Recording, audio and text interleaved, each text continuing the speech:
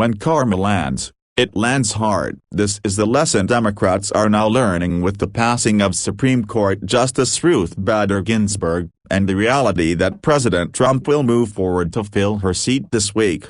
In years past, Democrats might have had the tools to stop the process in its tracks, or the committee and goodwill to be able to reach a compromise with Senate Republicans or the White House. But they have squandered their goodwill and disarmed their senators, leaving them with little to do but fume and threaten. Democrats say they are angry about the precedent and propriety of a hurry-up nomination process. They invoke Ginsburg's supposed dying wish she not be replaced until a new president is installed. Senate Minority Leader Chuck Schumer, DNY, threatened that nothing is off the table for next year if Senate Republicans move the process forward. And Massachusetts Rep. Joe Kennedy tweeted his contempt for the Supreme Court, saying, "If he holds a vote in 2020, we pack the court in 2021. It's that simple." But this is a case of coup karma. If the left can unilaterally impeach and try to remove a president during an election year, a Supreme Court justice can certainly be appointed during an election year.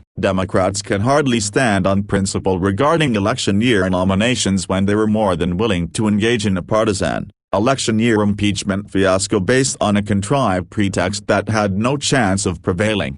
The impeachment followed other failed attempts to sabotage Trump, illicit spying, the insurance policy, seeking to invoke the 25th Amendment to remove him from office, and the Mueller witch hunt investigation that harassed him despite almost everyone in D.C. knowing that there was never any evidence of Russian collusion. After the Mueller fiasco flamed out, Democrats weaponized the whistleblower process to create a fake scandal out of a harmless July 25, 2019, conversation between President Trump and President Volodymyr Zelensky of Ukraine. This became the basis for what George Washington University law professor Jonathan Turley called the shortest proceeding, with the thinnest evidentiary record, and the narrowest grounds ever used to impeach a president. Recall that the impeachment moved out of the House based on an unprecedented party line vote. The fact that the coup impeachment was occurring as an election was looming made no impression on Speaker Nancy Pelosi,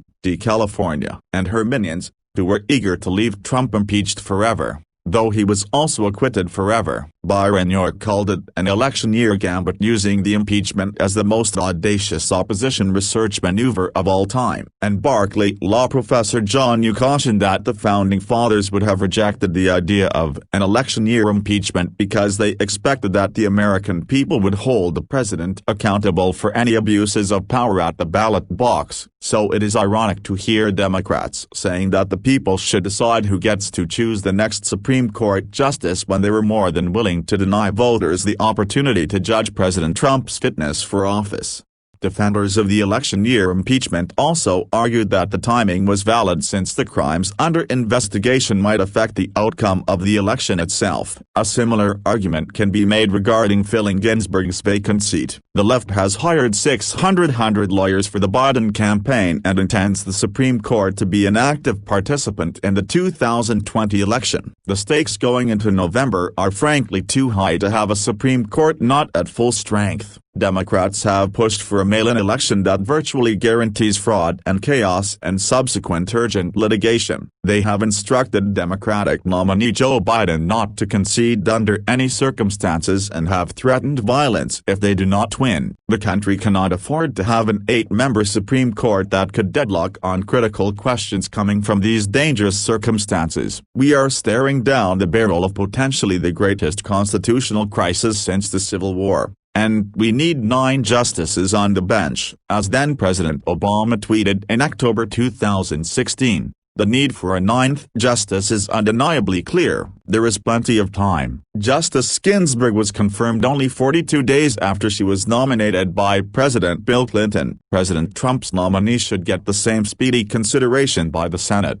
A confirmation vote by October 30 is completely doable, especially since a cabal of corrupt politicians tried to ram through an election year impeachment and failed. Again, coup karma. It is absurd to suggest the president whose party controls the Senate should jointly decline to fill a vacant Supreme Court seat, ever. Fill the seat.